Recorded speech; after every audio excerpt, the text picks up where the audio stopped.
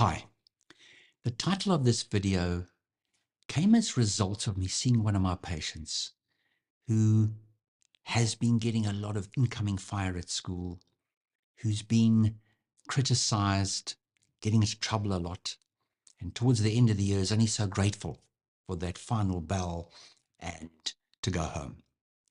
And I sat down and had a private conversation without the parents in front of me and said, what's going on? And he said, Dr. Flett,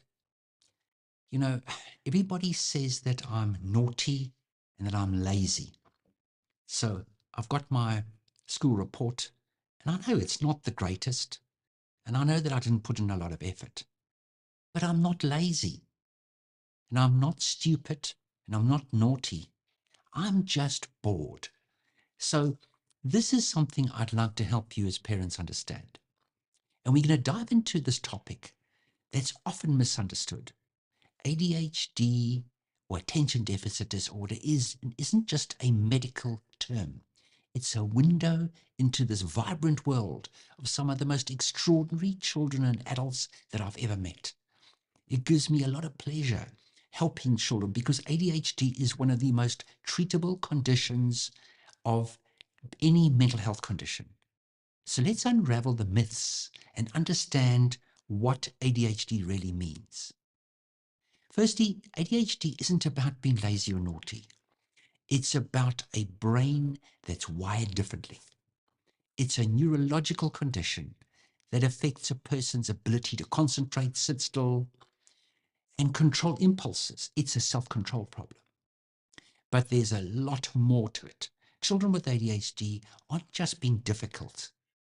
They're actually bored. Their minds are like race cars, needing constant stimulation to be engaged.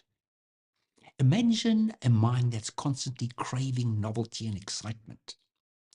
That's an ADHD brain for you.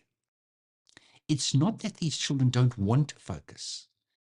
It's that they find it hard to stay interested in things that don't always spark their curiosity and interest at that moment. This is why calling them lazy is far from the truth. They are energetic, enthusiastic, but they need the right kind of stimulation to channel the energies. So during the holidays, like the Christmas break, it's crucial for parents to understand this need for engagement. Long periods of inactivity can be very challenging for an ADHD mind. So what can you practically do? You need to get creative. Plan activities that are fun and stimulating. Things like building a model, painting, or even a family science project can keep these little minds engaged. There are some practical tips. Create a schedule with varied activities, and this applies to holidays as well as school time. In that afternoon, after homework, what do you do between the time homework finishes and they go to sleep? That's the witching hour. That's the difficulty. And also sitting in the classroom. When there's routine, like getting dressed in the morning, sitting in the classroom, one almost got to think of it differently. And sometimes there are some teachers that get this. Consistency helps, but variety keeps the interest alive. Involve them in the planning. If you're involved in the planning, you're more likely to kind of have buy-in. So let them choose some activities. This gives a sense of control and excitement. Outdoor activities are great. Sport, hiking, or just playing in the park or in the garden does amazing things. Encourage expression of their creativity, giving rise and kind of actuating what's inside their head, bringing it to kind of reality. Might be art, music, dance. Let them explore different ways of expressing themselves.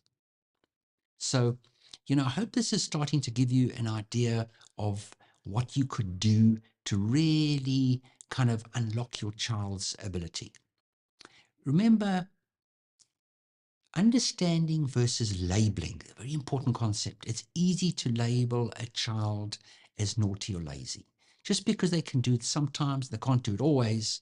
This is the key to understanding the ADHD brain. Understanding the root cause of the behavior is key.